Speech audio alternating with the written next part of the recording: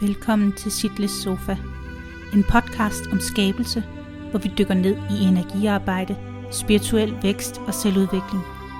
Her på sofaen er der plads til dybe samtaler, personlige refleksioner og inspiration til at skabe det liv, du drømmer om. Uanset hvor du er på din rejse, er du velkommen til at sætte dig godt til rette og lade energien flyde. Lad os begynde.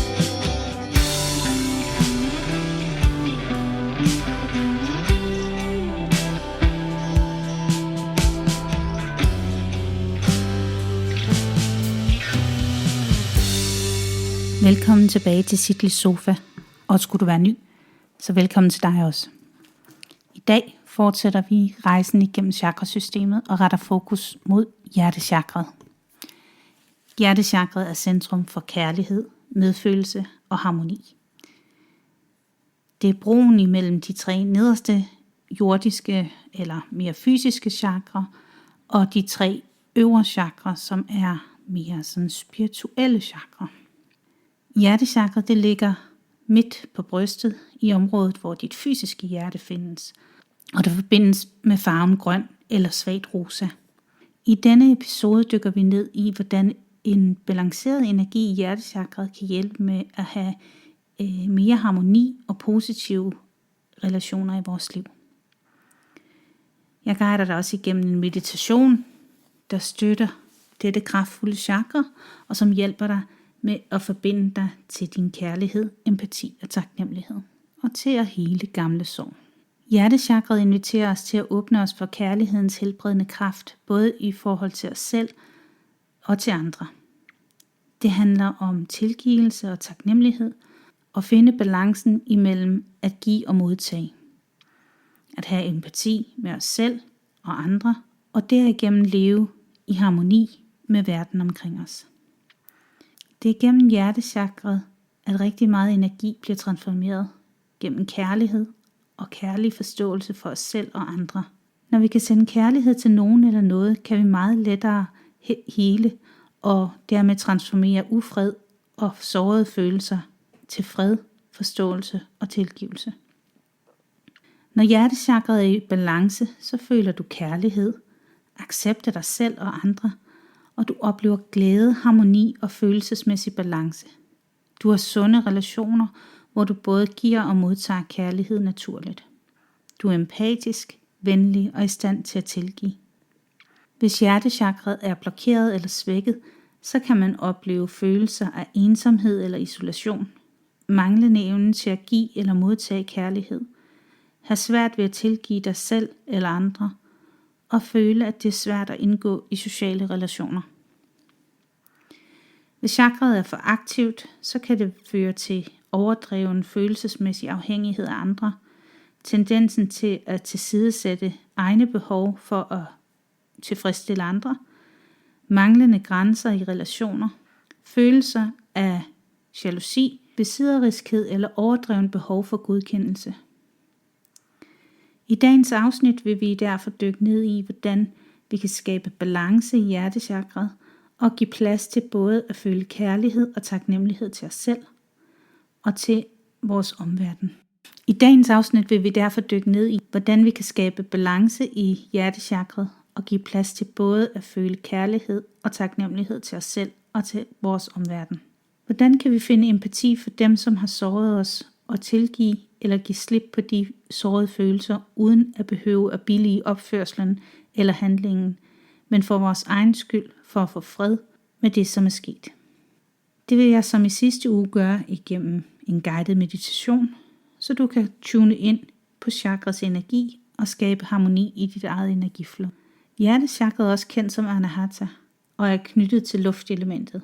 Luftelementet er et let og bevægeligt element, der repræsenterer forandring, frihed og livets cykliske natur. Det er tæt forbundet med hjertechakret, hvor det understøtter egenskaber som kærlighed, medfølelse og balance.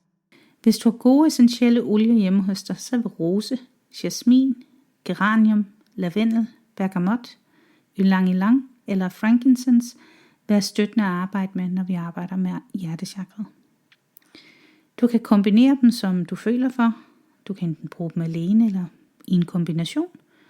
Du kan putte dem i en diffuser, hvis du har en sådan en, eller smøre dem på din krop, måske endda på området omkring dit hjerte.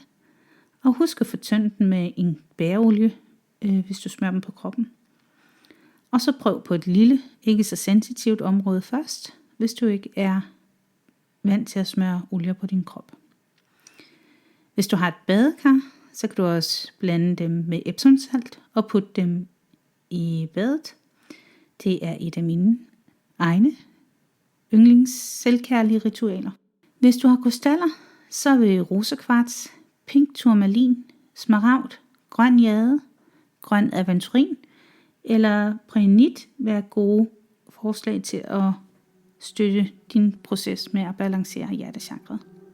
Og så er det tid til at begynde vores lille meditation, som i denne uge vil hjælpe dig med at hele gamle sår, finde forståelse og skabe fred med mennesker, der måske har såret dig, og mærke kærligheden til dig selv og dit liv. Så sæt eller læg dig godt til rette. Kig dig lidt omkring. Og hvis du har lyst, så kan du nu lukke dine øjne, eller så finde et sted, hvor du kan hvile dit blik roligt, så du kan rette opmærksomhed mod dig selv og dine andre sanser i de næste minutter. Læg nu mærke til de lyde, der er omkring dig. De lyde, som er i rummet. Min stemme, som guider dig. Og læg nu også mærke til de lyde, som kommer inden fra dig selv.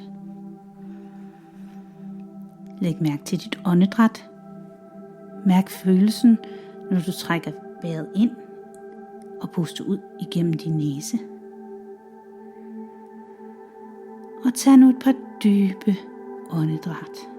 Og mærk, hvordan luften fylder din brystkasse ud. Måske kan du mærke din vejrtrækning helt om i ryggen. Mærk, at din vejrtrækning kommer helt ned i maven. Og mærk, hvordan det føles, når du ånder ud igen, og din krop trækker sig sammen. Gør det her et par gange i dit eget tempo.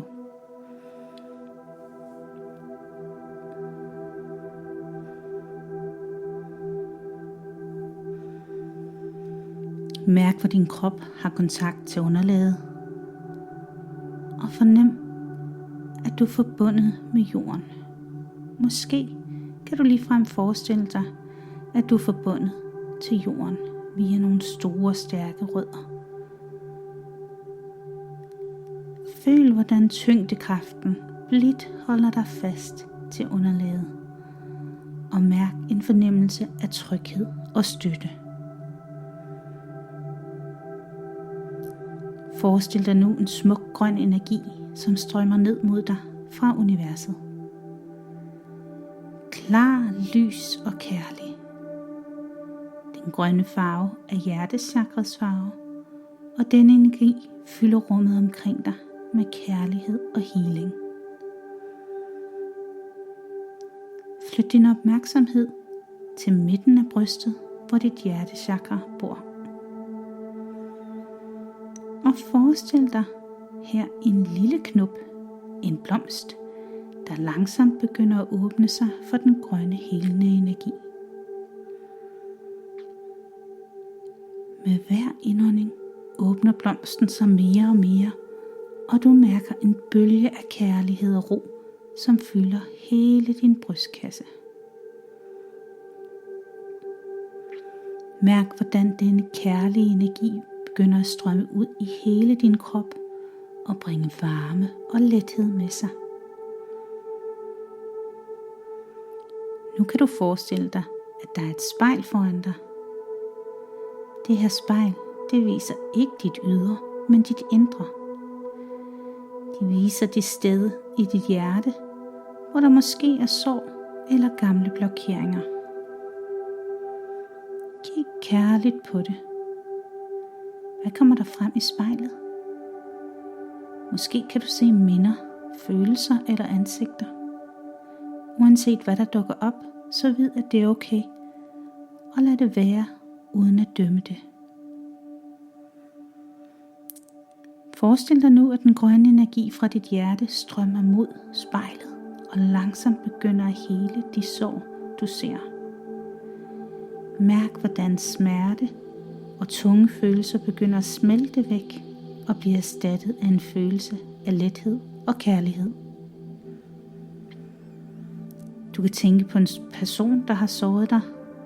Det kunne være en stor eller en lille smerte, men vælg en, som du er klar til at arbejde med i dag.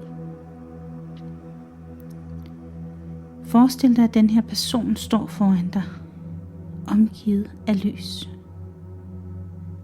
Sig til dig selv: jeg ser dig. Jeg ser din smerte. Jeg ved, du handlede ud fra det, du vidste på det her tidspunkt. Jeg slipper nu det, der binder os til den her smerte. Forestil dig, at et bånd imellem dig og denne person, som er skabt af den energi, langsomt opløses. Den grønne energi fra dit hjerte fylder stedet, hvor båndet var, med kærlighed og forståelse. Og hvis du føler dig klar, så kan du sige: jeg tilgiver dig for min egen skyld. Jeg giver slip og skaber plads til kærlighed og fred i mit hjerte.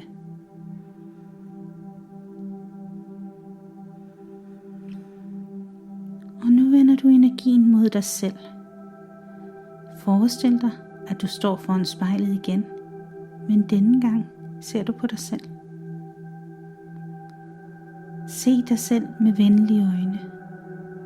Se din styrke, din kærlighed, din vilje til at hele. Og sig til dig selv: jeg tilgiver mig selv for de gange, jeg har båret denne smerte. Jeg er værdig til kærlighed og frihed. Jeg slipper skylden og åbner mit hjerte. Og forestil dig nu, at dit hjerte fyldes med en smuk gylden energi, der smelter sammen med den grønne. Denne blanding af lys og kærlighed gør dig stærkere og mere fri for hvert åndedræt.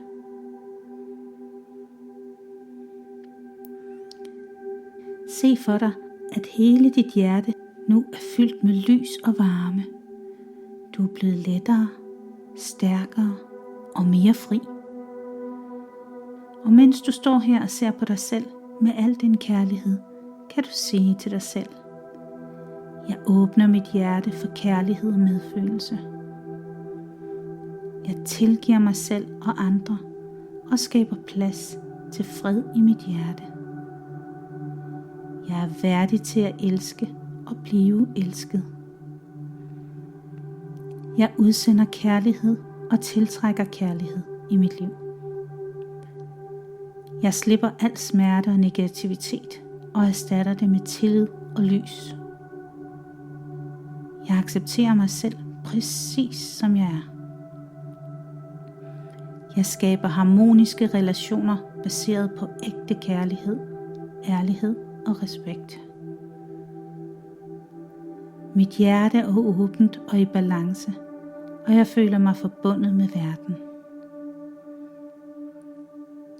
Jeg vælger at leve med venlighed, taknemmelighed og glæde. Jeg giver og modtager kærlighed frit og ubetinget.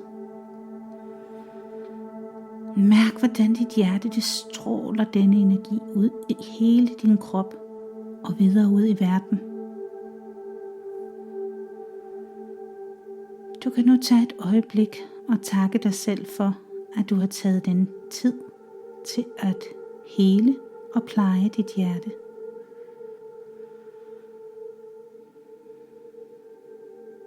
Og nu er vi ved at være ved vejs ende, så begynd at vende din opmærksomhed til at forlade denne lille korte stund.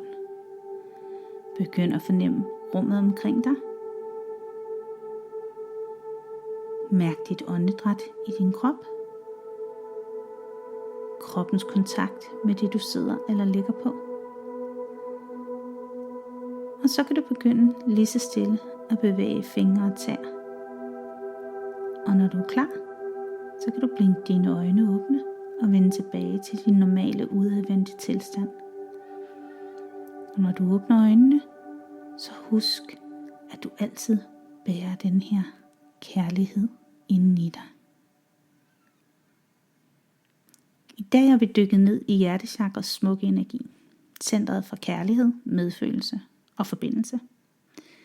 Vi har udforsket, hvordan vi kan åbne os for kærligheden, både til os selv og til andre, og hvordan balancen i hjertechakret kan hjælpe os til at hele gamle sår og skabe plads til mere fred i hjertet.